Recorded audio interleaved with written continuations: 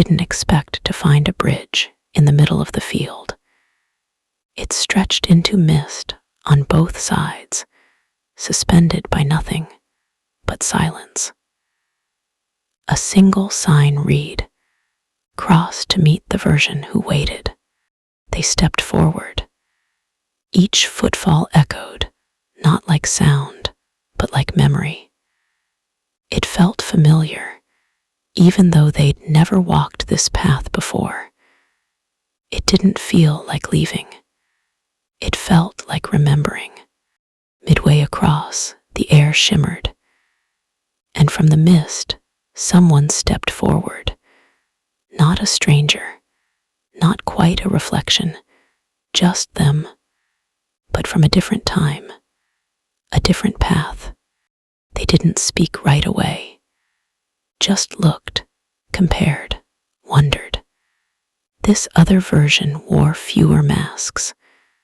Their smile was smaller, but more real. Their eyes were tired, but kind. The conversation began in silence, like music with no instruments. A breath, a sigh, a nod. Then, softly, "I missed you." Not from one version to the other, but from both at once. They talked for hours, or maybe minutes. Time folded around them. One shared what they'd lost, the other what they'd learned. They didn't argue. They just listened. They laughed at one point, harder than they expected. It wasn't about a joke. It was the sound of recognition, of realizing they had survived more than either expected. One asked, "What would you change?" The other shook their head. "Nothing, not anymore.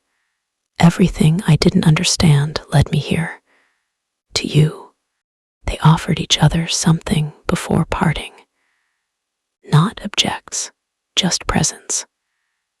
A deep knowing. The kind of understanding no one else could give them, because no one else had lived both versions.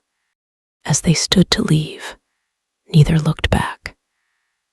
Because now, the version that stayed and the version that walked on shared the same story. And that made all the difference. Back on the original side, the air felt lighter. The bridge had vanished, but something in their chest remained woven, whole, witnessed. That night, they dreamed of bridges, not made of wood, but of memory. And in each dream, they met another version of themselves. Not to fix, just to greet, just to honor. They started speaking to their past selves now. In letters, in whispers. "I'm sorry it was hard. Thank you for holding on. I'm proud of you." And in quiet moments, they felt their future self listening. Not guiding, not correcting, just witnessing gently from the next bridge, ready to meet them when it's time. Because now they knew every version mattered. Every version deserved love. And the path forward would always be a bridge built from both.